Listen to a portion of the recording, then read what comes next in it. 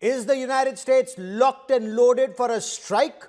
Or have Gulf countries prevailed on the US President Donald Trump not to give a go-ahead to US forces to bomb Iran, at least not as of now? Reports indicate countries like Saudi Arabia, Qatar, Oman and Turkey have assured the US President they will work to ensure an endgame that the US wants without firing a single shot and putting the region and the world in harm's way. But is that truly possible? And what is the endgame? A regime change? A US aircraft carrier battle group, incidentally, USS Abraham Lincoln, is rushing to the Strait of Hormuz from South China Sea. And the US moves around other war assets as war clouds continue to put the world on edge. Joining me on this special broadcast is Gazelle Sharmahd. She's a German-American freedom advocate of Iranian descent and the spokesperson for the Kingdom Assembly of Iran. Incidentally, Gazelle Sharmahd is also the daughter of German-American hostage Jimmy Sharmahd, who was kidnapped and killed in 2024. Gazelle Sharmahd, welcome on India Today. Information flow right now remains rather sketchy from Iran. What are you picking up? Has the regime put on hold execution of a large number of demonstrators and protesters, hoping that the US perhaps will not strike Iran? The regime has not stopped executing, lynching, killing people for the last 47 years. Absolutely not. Will they stop that in this moment when they saw millions and millions and millions of people all over Iran in the streets ready to take down the regime? So whatever the regime is saying, they're saying it to protect themselves. Any Western government, any international forces that are out there that are in communication with these occupation forces of the Ayatollahs that just murdered in cold blood with military equipment civilians in the thousands, have the obligation to not listen to their lies and their propaganda, but to understand after a genocide takes place, the perpetrators must be taken out of the position of power and must be brought in front of an international tribunal. So even if for 1 second the world would believe the Ayatollahs that they would really stop the killing, which they have not, the next step is not to say, okay, go back to what you were doing before, go back to the killing, but to bring to justice these people that just used IRGC and paramilitary forces to gun down unarmed protesters in the thousands. Reports indicate countries in the region are assuring the United States that an endgame can be achieved without striking Iran. Do you believe that? And what's the endgame? A change of regime? Is that possible without use of force? The millions of Iranians in the street have shown that they are determined, whether they have assistance, help from the international community, or whether they will be abandoned in their cause, that they will take out this regime. The only factor to consider is if the people have to do it on their own, it will be more bloodshed, it will take longer, but they are determined to do it. So the factor that comes from the outside is not, should we intervene, should we not intervene to determine the outcome of the regime. The outcome of the regime is it is done. It is crumbling. It is outnumbered by the people. The people are taking over, liberating street after street, square after square, taking back their country, because this is not about regime change or bringing democracy or anything like that. This is about an occupation force of jihadist forces that have occupied Iran and the Iranian people for almost half a century. So inevitably, they will take it back. If we intervene like we should have, that means that we understand that jihadism and the jihadist forces are a global threat to all civilized nations. It is a threat to India, it is a threat to the Middle East, it is a threat to Europe, to America, to everybody out there. So we have an obligation to understand our historic moment of taking out the new genocidal forces. Back then, it was the Nazis that were taken out by the global community. Before that, it was the after that, it was the Soviet threat that was taken out. Today, the biggest threat to all of mankind, all of humanity, all civilized nations and people who want to be at peace are jihadist forces. So they are building two camps. One is the camp of the Allied, which is the indigenous people of the Middle East, Europe, America, people who stand with freedom. On the other side, we have the jihadist forces, and they are mostly controlled by the two biggest heads, the Ayatollah forces for the Shia and the Qatari forces for the Sunni. That's why we see the alliances between Saudi Arabia and Muslim Brotherhood-backed Erdogan and Qatar coming together, standing against America and threatening America. They're supposed to be NATO allies, threatening America that if they intervene, they will hold against it. So we can see that the world is split in two. The Iranian people are on one side, together with the allied forces, and on the other side is every jihadist force. We have to make a decision which side we're on. The Iranian people will succeed. It's just a matter of how bloody it will be, and if we are taking the right steps in history to stand with the right side. Does change of regime mean removing Ayatollah Ali Khamenei or President Masoud Pezeshkian? Or is the endgame bringing in Raza Pahlavi? Let's discuss first the term of regime change. Regime change means like this was one government of Iran, we're replacing it by another government of Iran. No. We have to understand and clarify the propaganda of the regime. 1979 was not a change of regime. It was not a revolution. It was an Islamo-Marxist coup that brought in a foreign-backed Islamic regime that is anti-Iranian and was installed to destroy Iran.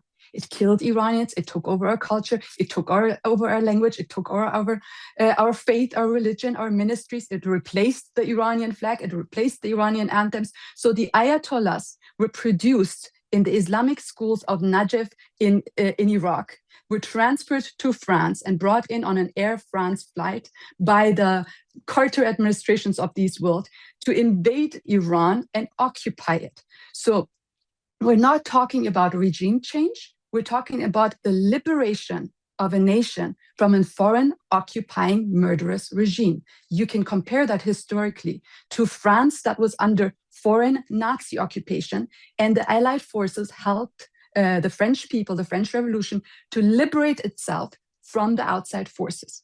When we're looking at France, there were players on the ground, Jean Moulin and the resistance were on the ground, fighting against the Nazis. That is the people and the colonels that are inside of Iran, the colonels who are defecting from the army. They're fighting inside.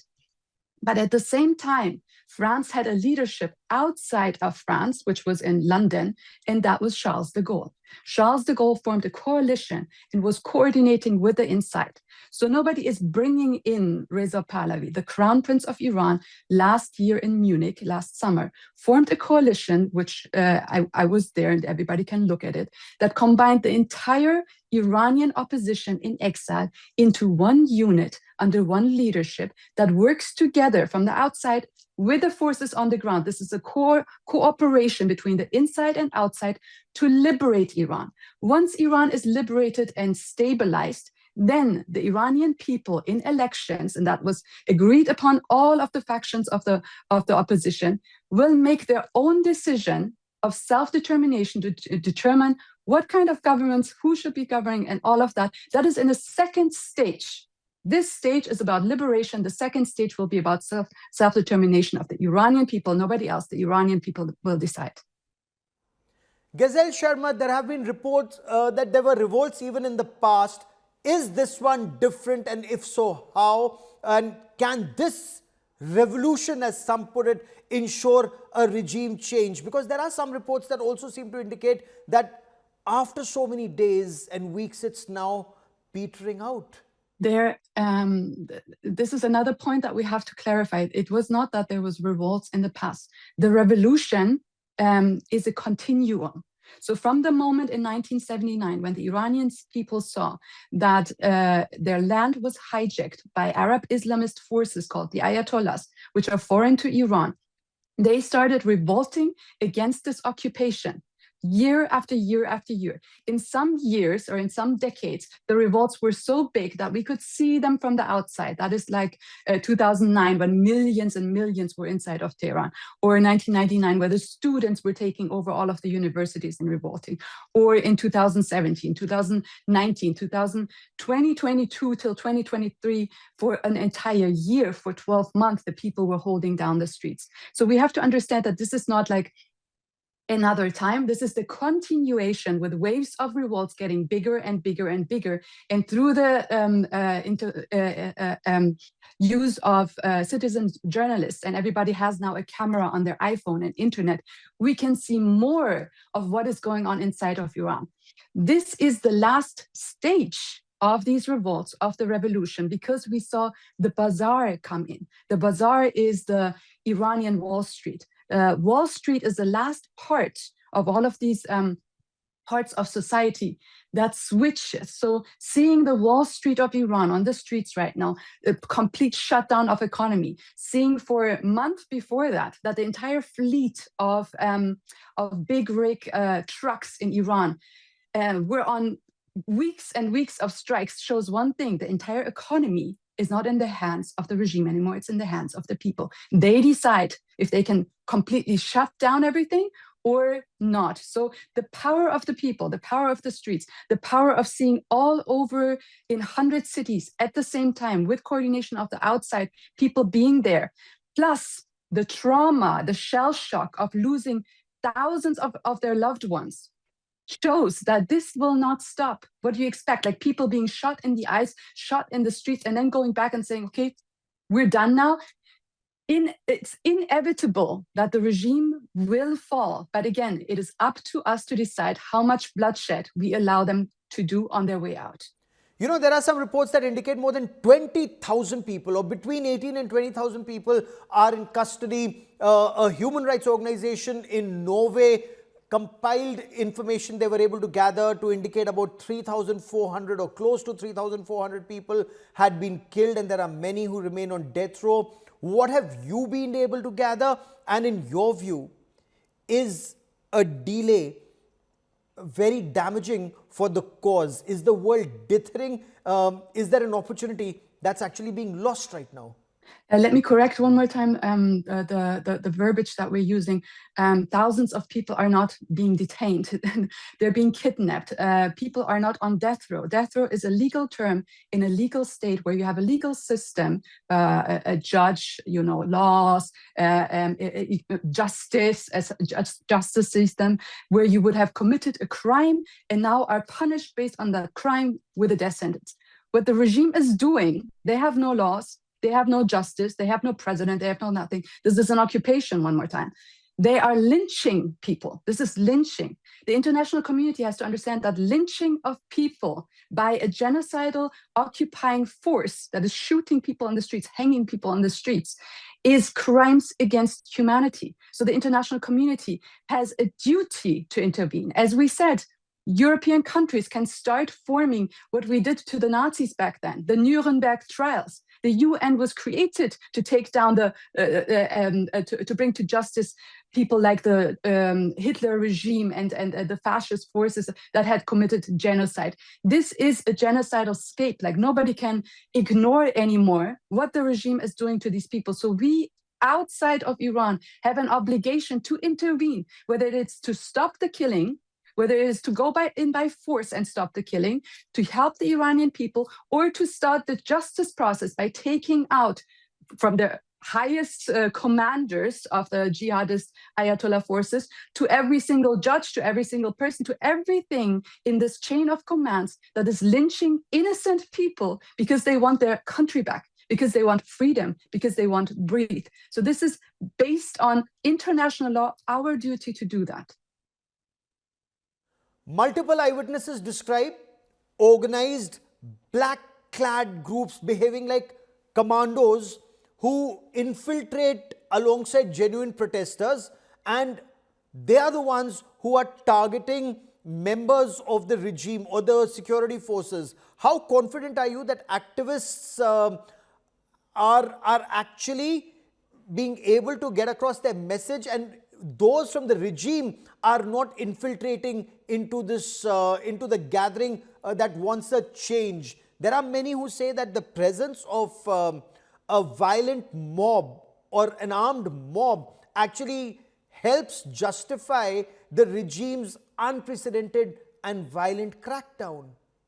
I'm not quite sure which armed groups you're referring to. There are, of course, armed faction of Iranian forces, which are in the mountains, which are in the Kurdistan region, Baluchistan, the south. So these are part of the Iranian people. There are, though, and this is in every country, unfortunately, because jihadism is a force that has infiltrated every nation on earth right now, that there are jihadist factions also from ISIS, from Qatar is sending their people out there. So what we have to look at, if we want to determine if they're good or if they're bad, is pretty much listen to what they're saying. If they're shooting into people and screaming Allahu Akbar, they're not on the right side of the Iranian people. The Iranian people are an anti-Islamic force. They are against jihadism. They fight jihadists. They are a liberal nation. They are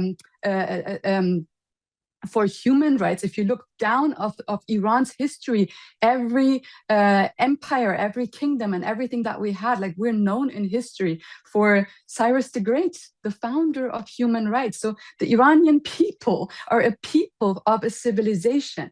Jihadist forces are the anti-civilized forces that want to take down civilization after civilization to enslave them under Islamic rule for a global caliphate. That's why we keep saying the Ayatollahs wanted to form a caliphate. When they came to Iran, they didn't say we want to make Iran great again. They said we will let Iran burn. This is Ayatollah Khomeini's first speech, to light the flame of Islamism all over the world. So these are the two sides. If they're pro-jihadist, pro-Islamic forces, then they're not on the right side of the Iranian people. They're not allied. They are infiltrators. If they are pro-Iranian people, freedom, taking down the jihadists, then they're on the right side. So that's how we differentiate where they're coming from.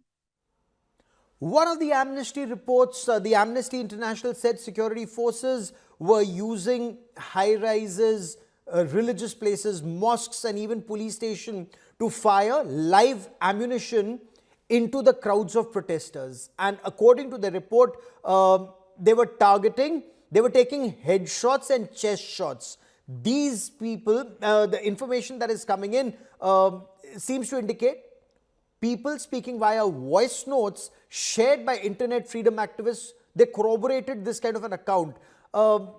We saw images of a lot of bodies inside the morgue and even outside, including in Tehran. In your view, does this represent a very decisive and perhaps a psychological break between the regime and the society? There is not just a psychological break between the regime and society. There is a cliff of a break.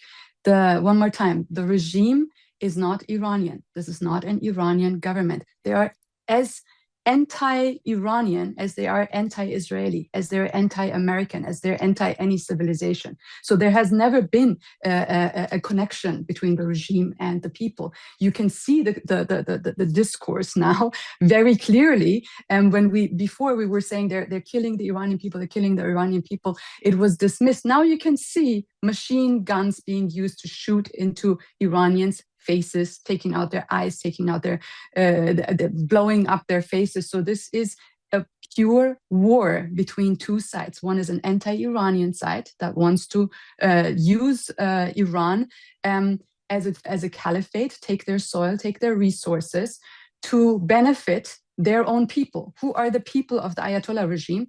Will follow the money. The Ayatollah regime has taken Iran's wealth to fund who?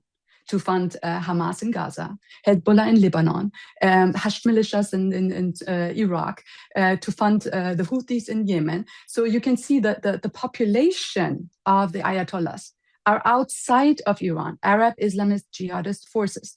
That's the people who they ideologically stand behind, who they lobby for, who they protect, who they train, who they finance, and who they cry for when they're dead. We had in Iran, the Ayatollahs were having funerals for the Hamas and Hezbollah terrorists who were killed.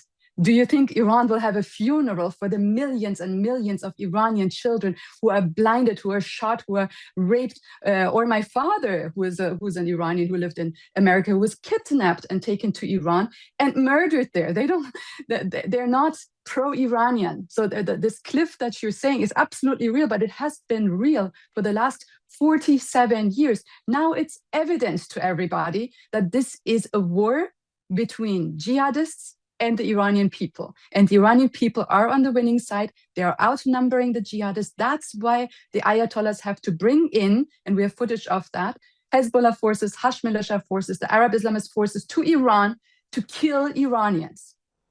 So Abbas Milani, director of Iranian studies at Stanford and a fellow at the Hoover Institution, argues in an article that authoritarian regimes, they collapse not because of cruelty or not as much due to cruelty, but when fear erodes. Now, when you're looking at the situation on ground right now, people on ground, they're still coming out, despite the firing, despite the violence that's happening all around. So is fear dissipating among ordinary Iranians, or is this still a movement that's for the moment going underground because of the pressure being mounted by the regime?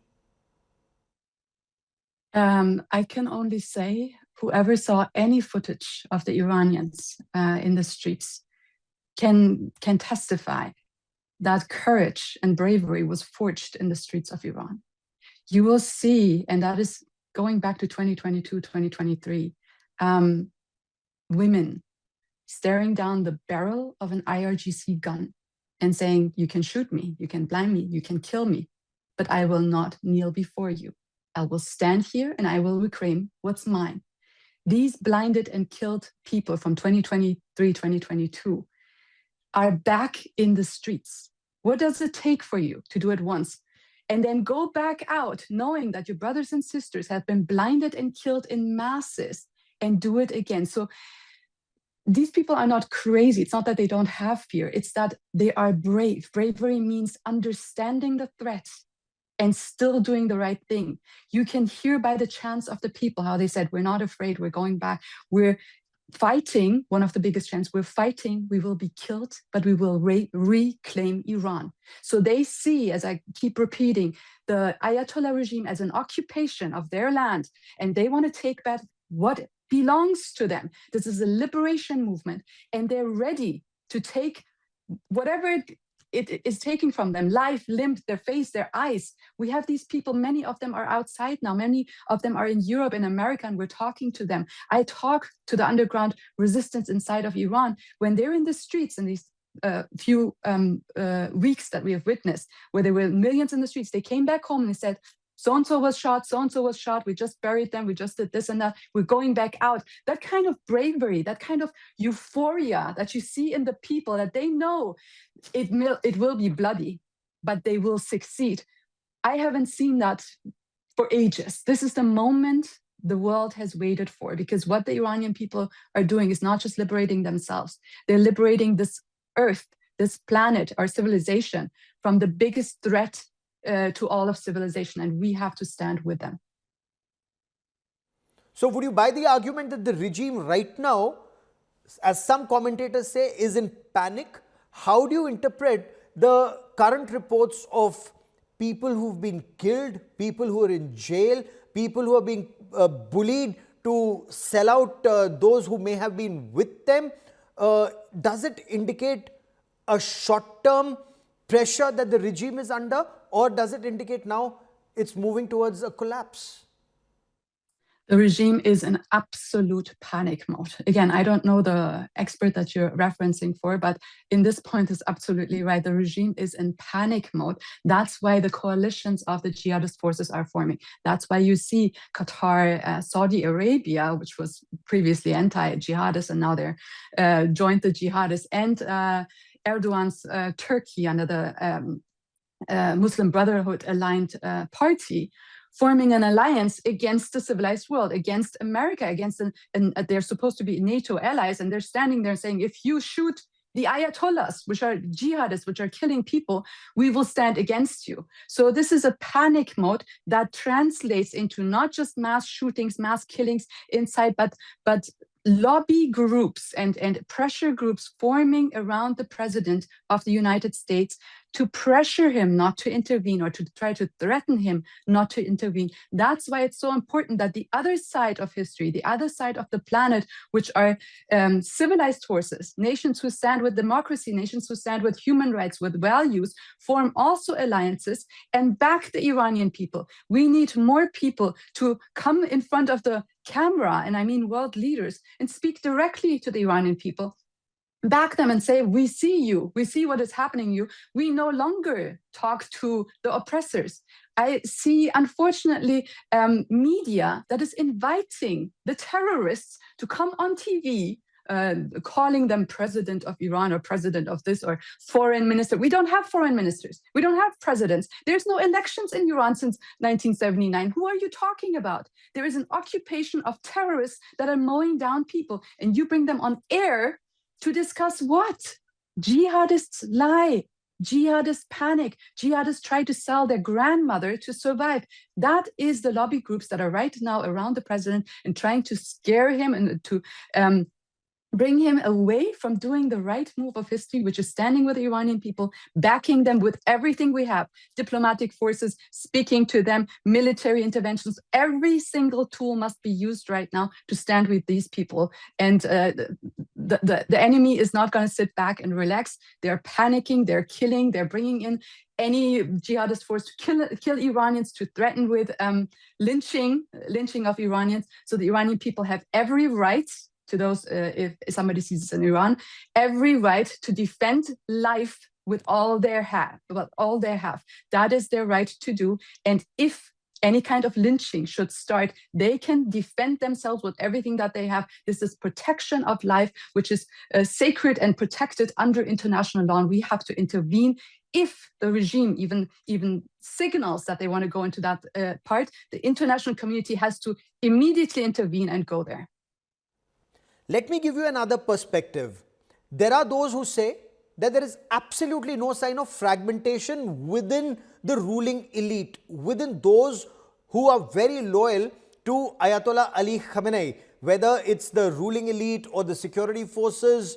In your view, what is true? Regime in fear or a regime that's very strong together? They were able to beat back such kind of revolutions or revolts in the past, and perhaps if the world doesn't act immediately, they may succeed even now. Who is this expert that says there's no deflections in the regime? I mean, like, how much more has there to be? We have studies that are shown that 90% of the people are against the regime.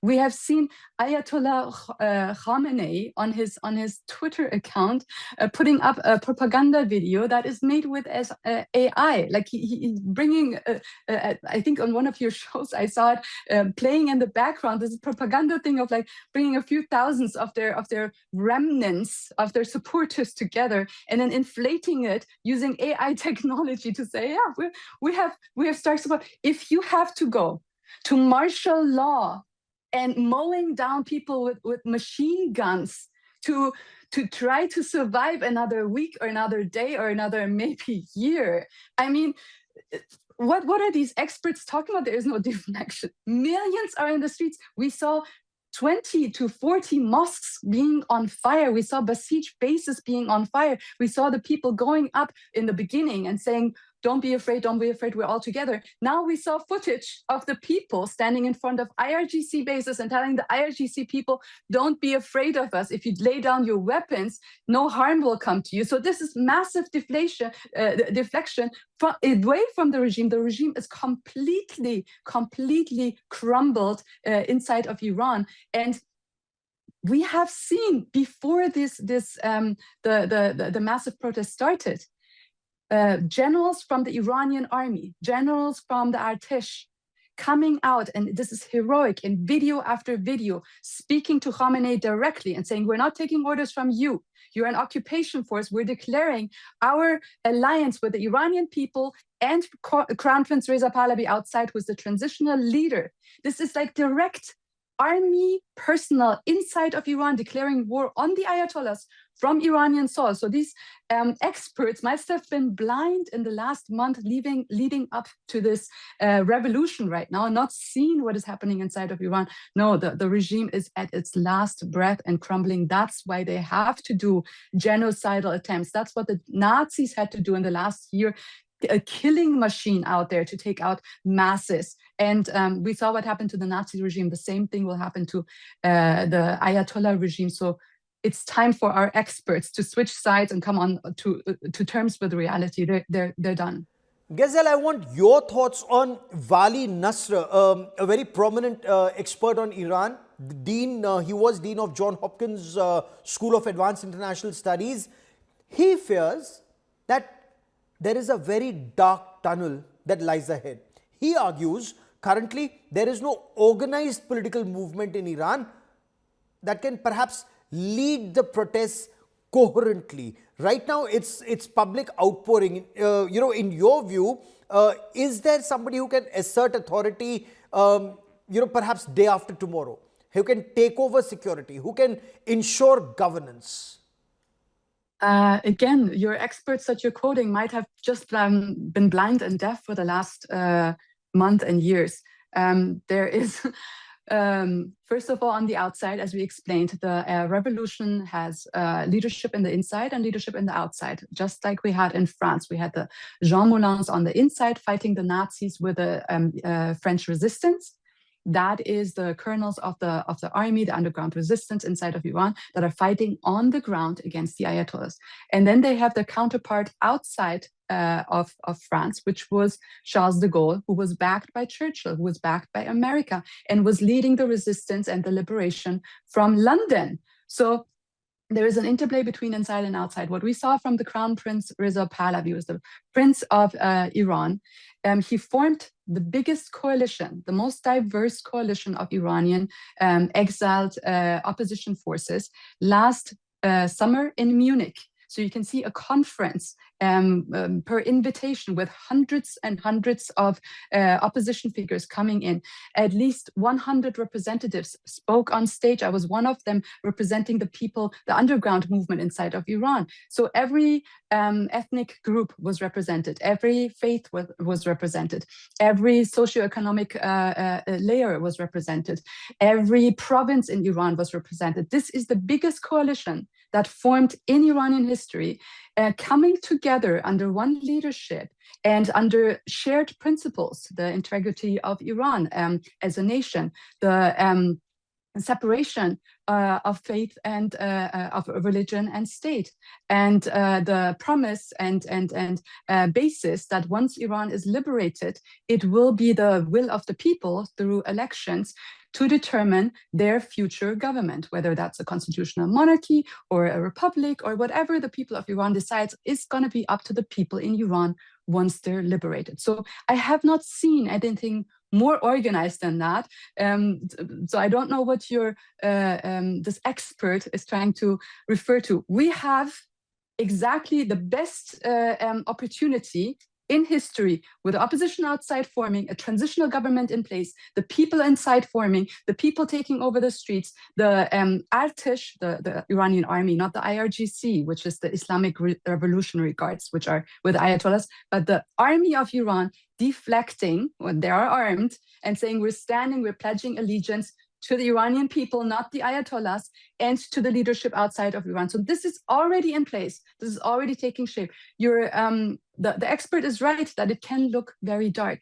If the people of Iran don't have support from the outside, which they should, then it will take longer and it will take more lives, but they will still do it.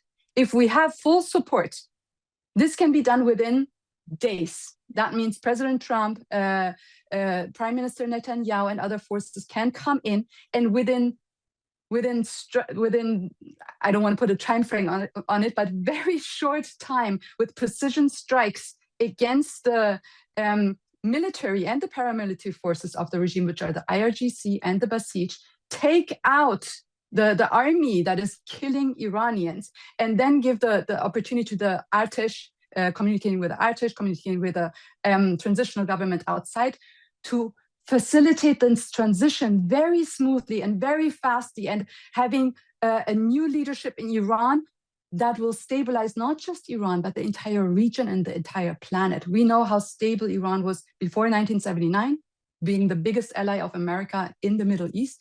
That will be where the future is headed. Whether people help us or not, this is where we're going. There are commentators who argue that the regime in Iran has seen a lot of shocks since the 7th of October 2023 and even earlier. So, let me give you a couple of examples of the shocks that the regime has seen. The killing of Qasem Soleimani, the setbacks to Hezbollah and Hamas, Iran's recent confrontation, the 12-day war with Israel and the United States.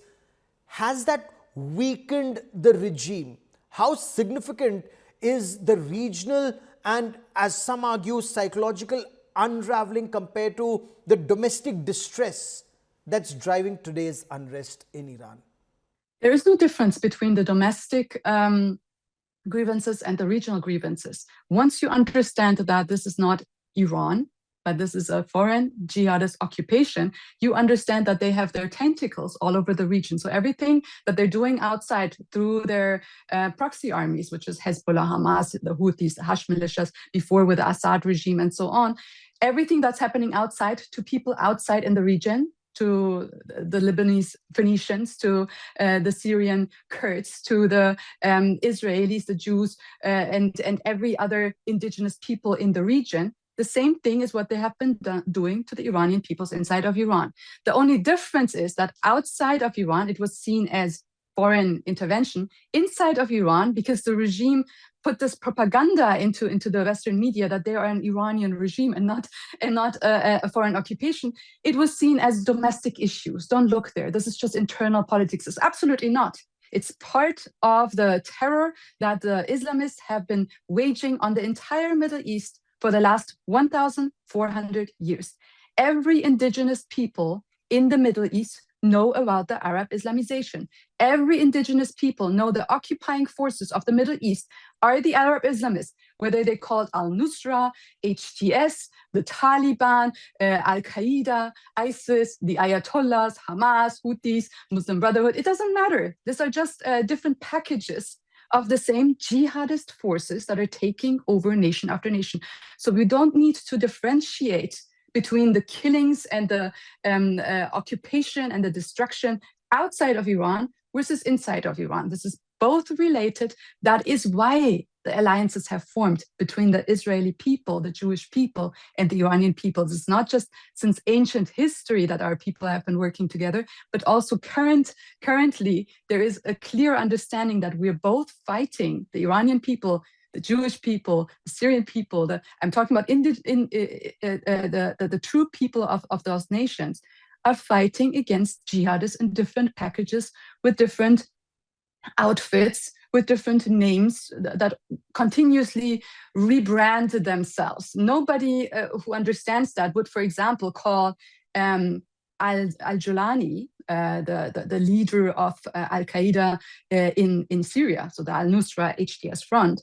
Nobody in their right mind would call him president of Syria, because we know he is no president of Syria. There was no Syrian election, but he is another jihadist in a suit now that is on a killing spree for 1 year, killing the Kurds, killing Druze, killing mass killing Alawites, putting churches on fire, killing Christians, kidnapping their pastors. So nobody in the Middle East is confused about that. The only people who are confused is because the Arab Islamic forces have infiltrated our institutions in the West and taken over our universities in the West and have brainwashed generations of Western students who are now diplomats and journalists and in politics to parrot the Islamist narrative. But the truth is, these are all jihadist forces. We are all against them and we will take them out.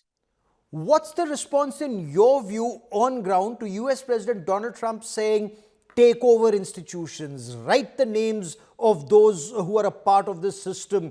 Public encouragement from US President Donald Trump when he says help is on its way, or words to that effect, or those who say, Raza Pahlavi, for example, on the 8th of January, his call asking the armed forces to join the people and not be a part of the regime. Does this embolden the people on ground, or does this indicate that the regime is actually right in saying this is a foreign engineered uprising? Let me correct the terms one more time.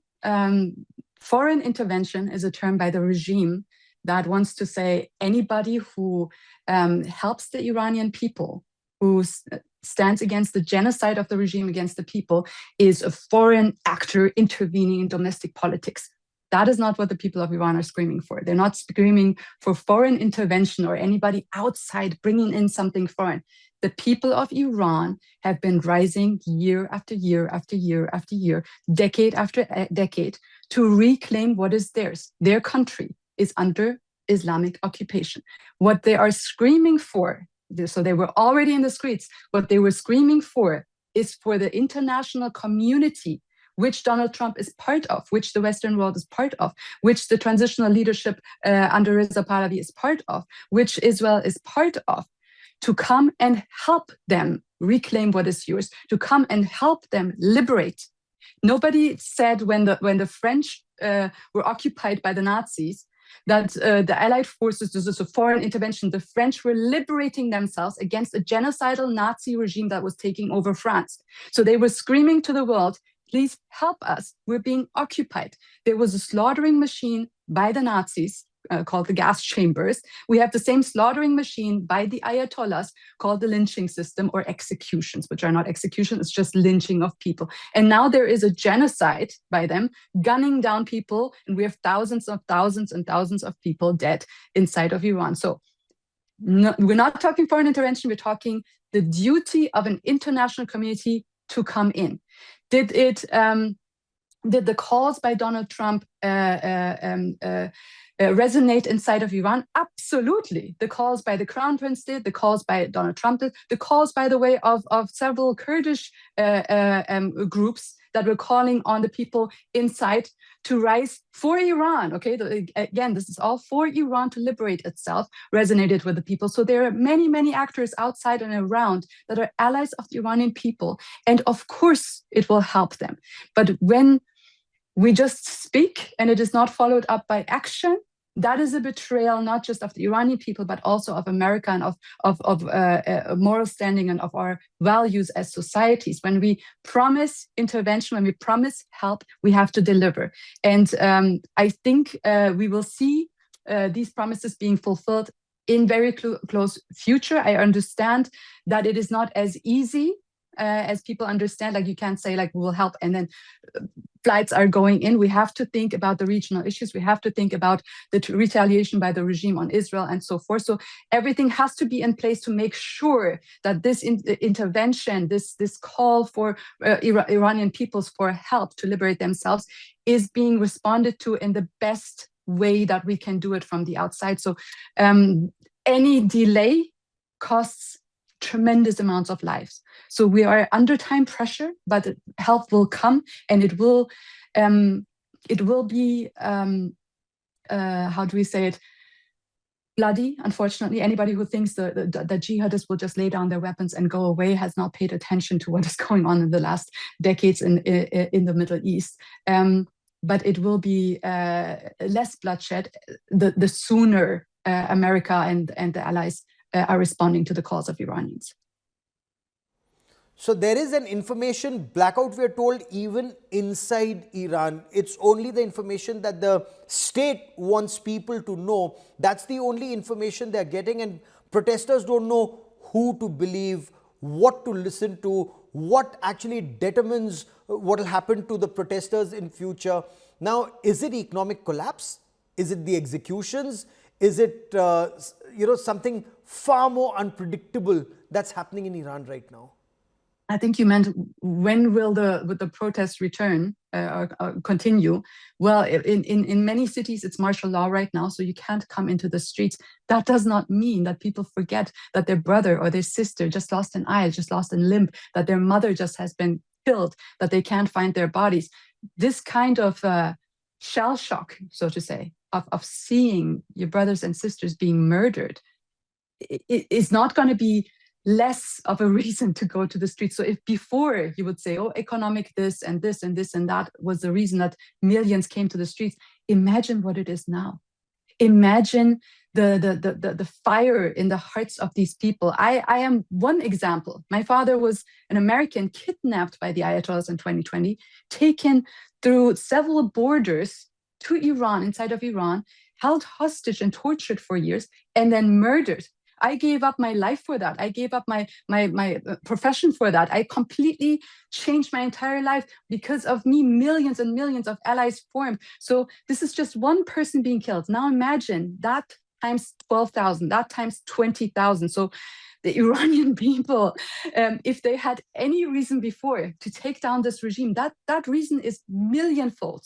So they will use every opportunity, whether it is a funeral. You can see already the funerals that are breaking through. So the regime tries to do martial law everywhere. They can't hold them all back.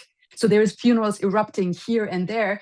And then they use that opportunity of coming together to start chanting, to start going against the IRGC, to start re-erupting. Of course, they need a little break to energize again, to see what is coming from outside. But they are very smart and organized. This is not chaos. This is not people just spontaneously coming to the streets. This is organized from the outside and the inside, an interplay of organized forces inside. So they will determine when the moment is to come back out, and we have to watch them and understand when we intervene, how we can help them. So it's an interplay of the entire world to make sure the least amount of people are going to be butchered and the fastest way possible from this moment of absolute jihadist occupation. This is a jihadist occupation with tanks and everything of the Iranian people that cannot move outside their houses, to freedom. So there were some reports that seem to indicate that protesters were chanting Raza Pahlavi's name. Now, they're not necessarily in favor of a monarchy returning to Iran. Perhaps they also want democracy, or are these people who have nowhere else to turn? So the moment they utter Raza Pahlavi's name inside Iran, is this a genuine political preference in your view, or the loudest rejection of the Islamic regime in Iran, the Islamic Republic of Iran? All of the above. First of all, the slogans are very clear. When we in the West report about it and say this is an economic uprising, show me one slogan that says, we want more bread, we want better wage. There is no such slogan. So nobody is on the streets because of economic breakdown. Economic breakdown is there, it's bad. Nobody's in the streets for that. The people are in the streets shouting very precisely, down with the Islamic regime. That means a complete rejection of the Arab Islamic forces of the Ayatollahs. And that doesn't just mean that you take the supreme taco, we call it, but they call it supreme leader, and replace him with somebody else. The people are rejecting the entirety of the Islamic regime. So that is number one. Number two, when they're calling Javid Shah, Javid Shah means long live the king. That is one to be interpreted as a call for a kingdom. Iran has always been a kingdom. A kingdom is not in contrast to democracy or values or anything. As we said, one of the biggest kingdoms was under Cyrus the Great, who was the founder. The first charter of human rights have been written by him in history. So again, this is not like a dictatorship or something. This is just the Iranian people's identity for a kingdom.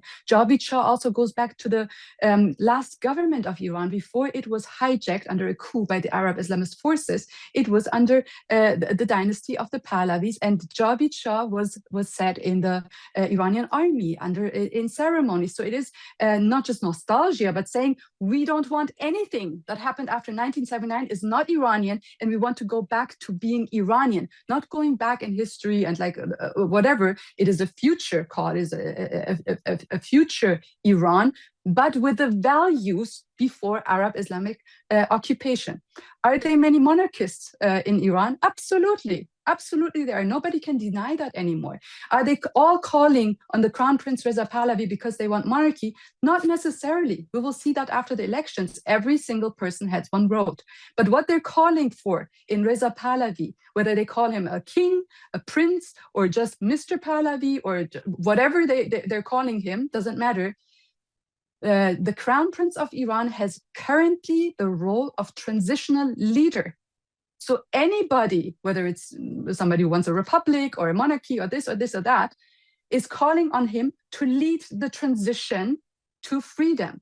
Western leadership needs to meet with a single person to coordinate best the transition, because it can go into chaos. It can become, unfortunately, for some time, what we saw in Syria or other places happening. But when we coordinate with the leadership of the Iranian resistance outside, we can make this much smoother, we can make it much more civil and coordinated and help them to do this transition. So these are the different reasons why people are calling on him. It is undeniable that they're not calling for anybody else or any other faction that comes up, like the Islamo-Marxist Mujahideen Khalq, or like any whatever remnants of the regime that say we will reform, we will take Ayatollah Khamenei out and bring Ayatollah. None of this is what the Iranian people want. The will of the Iranian people is clear. Self-determination means Iranians. Iran belongs to Iranians. Their leadership is clear. Inside of the country, there's leadership, and outside of the country, there is Crown Prince Reza Pahlavi that forms the coalition of all of these forces and coordinates with the inside, the colonels of the armies, of the Artesh, and the underground resistance to liberate Iran together. So let me for a moment take you back to 1979 and then bring you again to 2026. In 1979, Ayatollah Ruhollah Khomeini, he emerged as this unifying symbol to eliminate rivals once in power. Today, when there are chants of Reza Pahlavi in 2026, does this mean from outside Reza Pahlavi would be able to come in and ensure he can take over power? Is there a clear democratic roadmap, or are we looking at the situation each day and hoping that something would happen, that there's a regime change and Reza Pahlavi would come in? This is absolute propaganda that Ayatollah Khamenei came in as a unifying force. So let's explain 1979 in a little simpler terms so people can really follow. 1979 was the era of the Cold War. So Iran was part of the Allies. Iran, together with America and the Allied forces, were a threat of the communists, of the Soviet Union and everything. And so the threat of communism, the threat of communist factions all over Western nations was a real threat. Many, because Iran geographically is at border to Russia and everything, many infiltrators came to Iran. So there was, of course, in any other country, unrest, political dissatisfaction. Were there human rights violations? Absolutely, but so in any other country, because again, this is Cold War era that we're talking about. So were there protests in the streets against the Shah? Yes. What were the grievances? More rights for women, more political freedoms, yada, yada, yada. Just like in France, just like in America, just like we had protests in America, just like you can see today. If you take a snapshot of some anti-Trump rallies here in America, but especially I'm in California, you would think, ooh, the entire population of America is against Trump because look at how many protesters there are. Well, elections showed you that the majority of Americans voted for President Trump again. So the reality of what the nation wants is not represented in some snapshot of a protest. So when the Western media started to report about Iran and showing snapshots of protesters that are anti-Shah or so, they took it out of proportion. That's why we're saying it's a coup, it's the Islamic Marxist coup, because it was the interplay of these communist forces together with the Islamist forces that wanted to portray a wrong image of what is going on in Iran. Yes, maybe people were against the Shah. They definitely did not want Khomeini. So Khomeini was not a unifying force to anybody. Even if you ask the most communist, by ideology, communists are atheists. The Ayatollahs are Islamists. So they are not allies. They were not like, oh, let's take this Ayatollah, let's see what happened. It was implied on them. It was brought in from the outside. He came from France. He was raised and created and indoctrinated in the Islamic schools of Najaf in Iraq. This is not an Iranian unifier that came in. That was a coup of our government happening. And immediately, when this coup happened, they started killing Iranians. They started killing the same students that were in the streets. They started killing the left, the communist forces. They mowed them down. They started killing each other. There were different jihadist factions. It was the Ayatollahs versus the Mujahideen Khalq, the MAC forces, killing each other until one of them won. So let's stop pretending that the Ayatollahs were somehow welcome in Iran. They were welcomed by their own jihadist infiltrators that were there. We had snapshots of their jihadist infiltrators. They have not grown. In all of these time, they have not gained more people or the love of the Iranian people. They were never a confusion. The Iranians for decades have been fighting against them. They've just been killing them and silencing them. So people in Iran are not putting their trust in one figure, first of all. This one figure is the crown prince that has united and speaks for a coalition. That means the entire opposition of Iranian forces, which again, everybody has a representation in that. There were Kurdish people there. There were people who were against the monarchy in that coalition. There are people who are LGBTQ in that coalition. So everybody is represented there. Maybe not to equal amounts, but that's just a question of participation. You want more Kurds in there, bring more Kurds in. Like the door is open to this coalition. So it is not calling on one leader to be a savior or something. It is calling on that one trusted figure who was able to unite the entire Iranian opposition and is trusted by the inside and trusted by the outside to be able to lead that transition. Afterwards, and this is again, by the crown prince of Iran, saying it over again, by everybody who was part of this coalition and signed the documents last year in summer in Munich, that there will be the decision of the Iranian people, free elections. So even in the case, again, when we compare it to France, Charles de Gaulle, who liberated France from the Nazi occupation, he was then not elected as the future government of France. So he, because he promised there will be free election, stepped down and there was a different leadership. So we have proof of that in history, that this is absolutely doable, that is absolutely safe to play. And this is our biggest option and asset that we have in our hands right now, that we were able to form that in this moment in time to do this transition. Gazelle Sharmahd, for joining me here on this India Today special broadcast. Many thanks. Thank you for having me. Well, that is all I have for you on this India Today special broadcast. Many thanks for watching. News and updates continue on India Today. Stay with us.